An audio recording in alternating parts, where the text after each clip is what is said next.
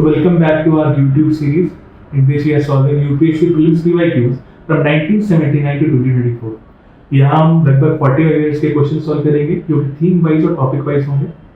Same question को आप PYQ portal on एडुके में आप सॉल्व कर सकते हैं एंड इस टॉपिक के रिलेटेड जो क्लास नोट्स है ये आपको डिस्क्रिप्शन में मिलेंगे। तो चलिए स्टार्ट करते हैं। So polity judiciary part 2. Today's topic is polity judiciary part 2. Part 1.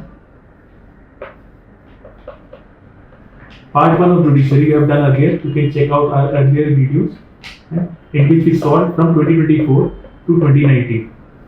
मतलब around 11 questions we solved and of 6 years.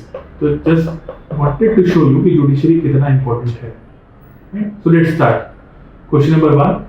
With reference to constitution of prohibition or limitations or provisions contained in ordinary laws cannot act as prohibition or limitations on the constitutional powers under Article 142.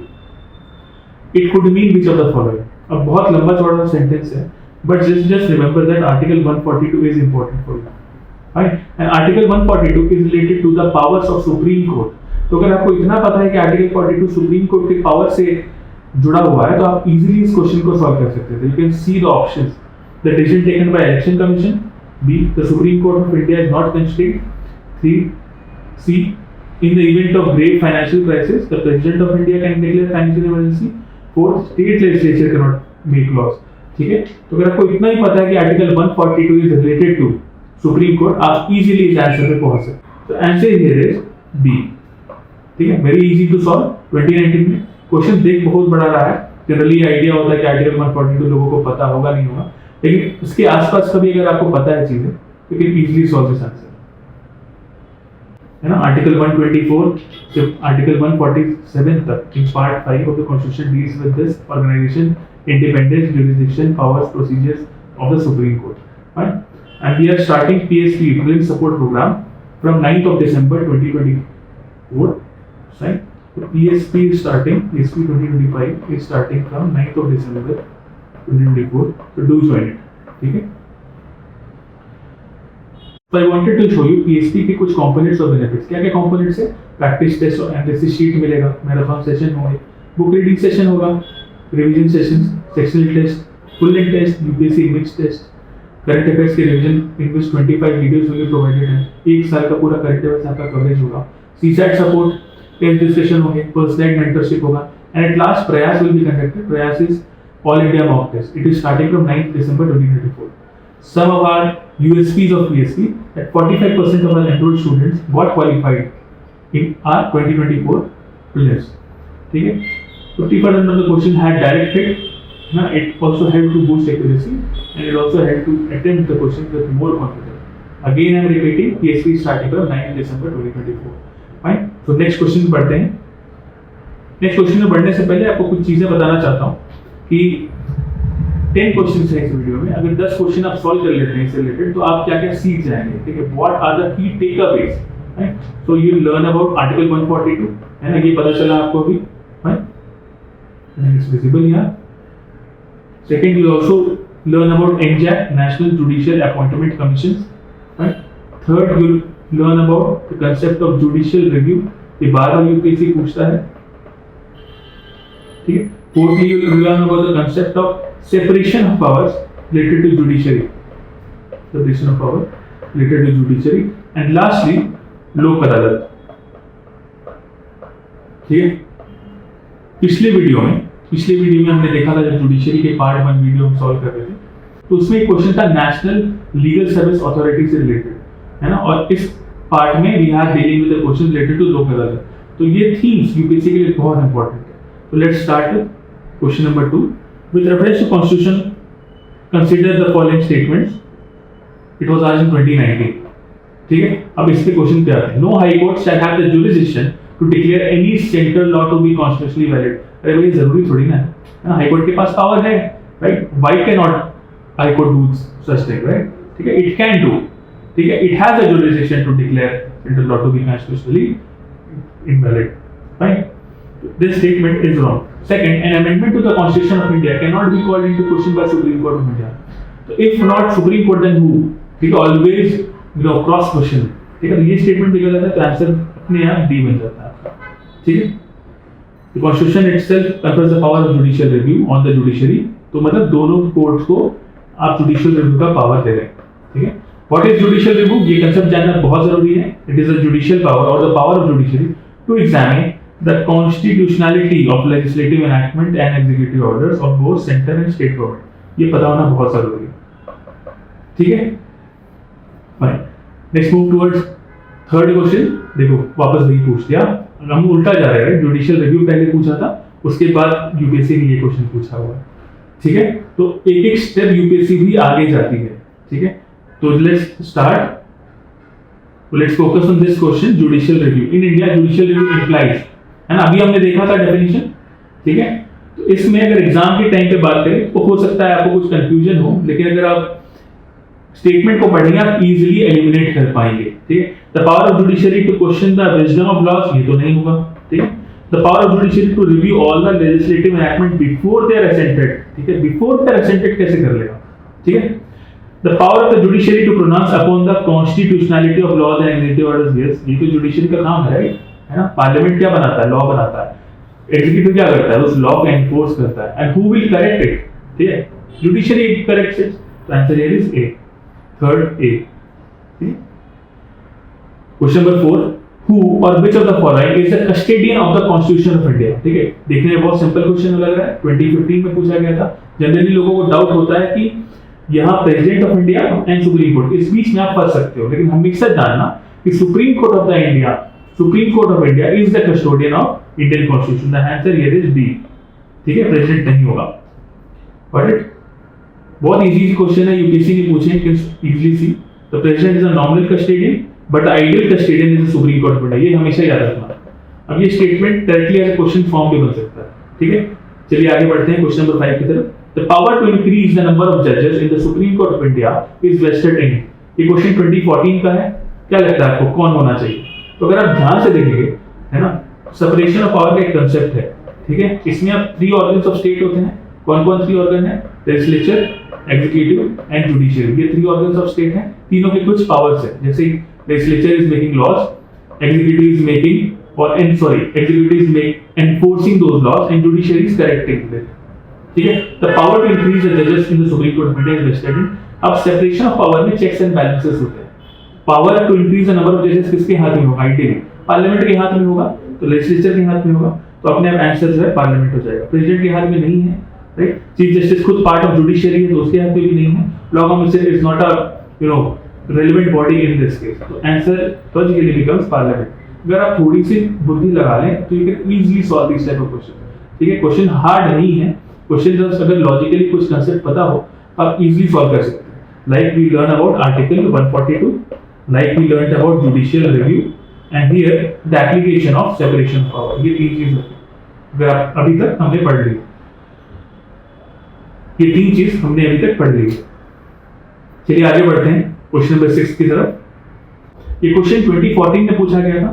यहाँ judiciary के functions के बारे में पूछा गया है, ठीक है। तो जुडिशरी के जनरली फंक्शंस क्या होते हैं, ठीक है? To adjudicate its dispute, to adjudicate disputes, right, this is the primary rule. अब dispute can be between centre and state, between centre and state, है, this is the first thing. Second, between states, है ना, and centre and union territory भी हो सकता है, right, but this is the main one and second is the main. The power of Supreme court of India to decide disputes between the centre and state falls under, ठीक है। तो ये इसका primary role है, तो this is called as original jurisdiction, right. Writ तो नहीं possible, writ is for individuals, ठीक है। एपेलेट नहीं है, अपील कोई मैकेनिज्म नहीं है इसमें। Advisory, it advises supreme court, advises president, ठीक है, राइट। तो answer here is original jurisdiction, ठीक है। तो ओरिजिनल ज्यूरिसडिक्शन किसके बारे में है? It is between the disputes between center and state and between states, ठीक है, इनके बारे में बस ये ध्यान रखिएगा, right? Let's move towards question number 7. With reference to National Legal Service Authority, consider the following statements. ये क्वेश्चन 2013 का है, right?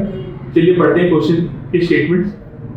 Its objective is to provide free and competent legal services to the weaker section of the society on the basis of equal opportunity, ठीक है। Logical है, article 39A से national legal service authority बन रहा है, ठीक है, article 39A which talks about free legal aid to poor sections, है ना, उसी से आ रहा है. Its objective is to provide free and competent legal services. Second statement, it issues guidelines for the state legal service authorities to implement the legal programs and schemes throughout the country. Now it is also logical, right? ठीक है, तो दोनों logical लग रहा है, ऐसा कुछ नहीं लग रहा है कि कोई ट्रिकी कहीं फंसा रहा है. ठीक है, it seems logical that yes it can issue guidelines to state legal service authority. तो अपने आप आंसर होगा both 1 and 2. Answer is C. ठीक है, very easy question. Fine. NALSA is very important for UPSC. ठीक है, Lok Adalat is important for UPSC. Fine, इसको अच्छे से पढ़ना. कहां से आ रहा है sir? It is coming from article 39A which is your DPSP. ठीक है, चलिए बढ़ते हैं आगे. Which is question number 8. Which of the following are included in the original jurisdiction of the Supreme Court? वापस से ओरिजिनल जुरिस्डिक्शन की बात हो रही है. ठीक है, if you see the trend, like ये 2012 का है ना, यहाँ पूछा था ओरिजिनल जुरिस्डिक्शन. उसके बाद if you move forward, then UPSC is asking in 2014 the power of Supreme Court to decide dispute between center and state falls under dash. ना उसी का एप्लीकेशन पूछ दिया. तो UPSC जो थीम पकड़ लेता है उसी के आसपास घूमता है. Fine, let's solve this question. A dispute between government of India and one or more states. ठीक है, तो हमने पढ़ा था impossible है. A dispute regarding elections to either house of the parliament or that of legislature of a state. It is not its original jurisdiction. तो second तो नहीं होगा. ठीक है, तो अगर मैं second हटाता हूँ, automatically I am left with only two options. ठीक है, तो 4 अपने आप सही हो जा रहा है because 4 is common. 4 is common in C and D. ठीक है, तो बचा 1 and 3. तो अपने आप हमने किया था 1 को सही, तो अपने आप आंसर क्या आ गया 1 and 4. Answer here is C. Got it? A dispute between government of India and one or more states, and lastly a dispute between 2 or more states. है ना, अपने आप आंसर आ गया 1 and 4. ठीक है, बहुत इजी था. है, दिख रहा था बहुत लंबा.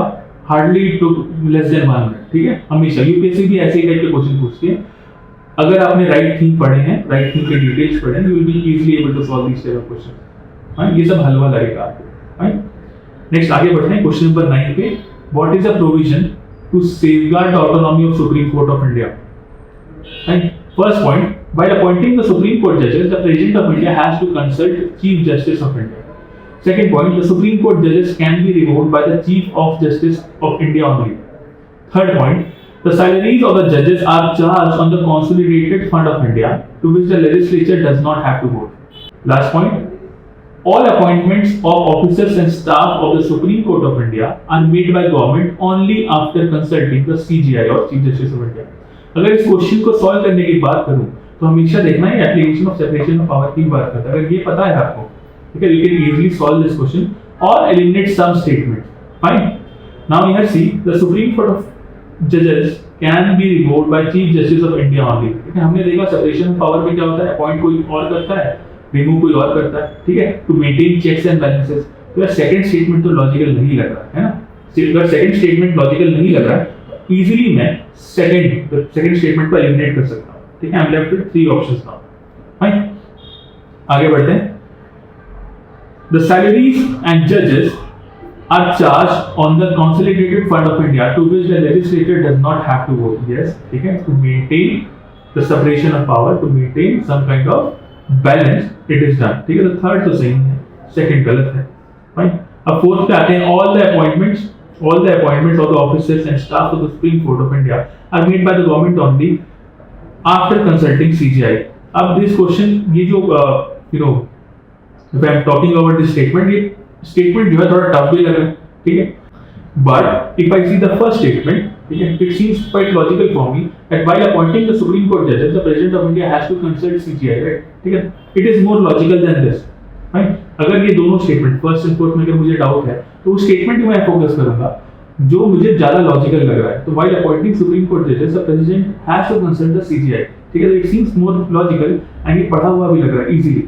ठीक है, लक्ष्मीकांत पे easily दिया हुआ है. ठीक है, तो I can say 1 this is correct. ठीक है, first is correct and third is correct. The answer automatically becomes A. Fine. All the appointments of the officers and staff of Supreme Court are made by government only after consulting CJI. Just imagine CJI के पास इतना काम है क्या, इतना time है क्या basically to do all this stuff. ठीक है, तो ये आंसर, ये जो स्टेटमेंट है वैसे ही लॉजिकल नहीं लग रहा.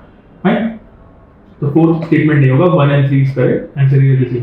Let's move toward next question. Question number 10. With reference to Lok Adalat, देखो फिर से लोक अदालत पूछ लिया, ठीक है, बार बार नासा पूछेगा, नेशनल लीगल सर्विस अथॉरिटी, लोक अदालत पूछेगा, ठीक है, आर्टिकल 39A के बारे में पूछेगा, तो जस्ट रिमेंबर, है ना। तो उससे जाने से पहले, जस्ट सॉल्व करने से पहले, our prelims support program 2025 starting from 9 December 2024, please come and join us, ठीक है। I think it is a one stop solution to clear prelims 2025, it is a one stop solution, right. अब चलते हैं question number 10 solve करने की तरफ। With reference to Lok अदालत, which of the following is correct? Local adalats have the jurisdiction to settle the matters at pre-litigative stage and not those matters pending before any court. Second, local adalats can deal with matters which are civil and not criminal in nature. Third, every local adalat consists of either serving or retired judicial officers only and not any other person. Right? तो अगर मैं इस लोक अदालत के application की बात करूं, लोक क्या होता है? What is लोक? लोक means people, ठीक है? लोक means people, right? लोक means people, है ना? right? तो people की जनता की बात है ना? तो अगर मैं देखूं, लोक अदालत have the jurisdiction to settle the matters at pre-litigative stage and not those matters pending before any court. नहीं, ठीक है, लोकसभा can take also, लोक अदालत can take that matter also, ठीक है, तो ये तो नहीं है। Second, local adalats can deal with matters which are civil and not criminal in nature. अरे how it is possible, right? It can take some kind of compoundable criminal offences also, है ना? Petty crimes can be taken, theft and everything, ठीक है? तो second भी नहीं होगा। Every local adalat consists of either serving or retired judicial persons only. Only is attached and not any other person, ठीक है? तो यार बाकी भी तो हो सकते हैं, ठीक है? ये भी नहीं होता। Answer automatically becomes B. Fine. None of the statements given above is correct. Let's see the explanation here. Local adalat, which is people court, settle dispute through conciliation and compromise. The first local adalat, it is an important point. The first local adalat are held in Junagadh district of Gujarat in 1982. Generally, local adalat accept the cases pending in the regular courts within their jurisdiction, which could be settled by conciliation and compromise. The decision is binding on the parties, and its order is capable of execution through legal process. And lastly, no appeal lies against the order of local adalat. Right? So before ending this video, I just want to tell you some pro mentor tip from us. Okay?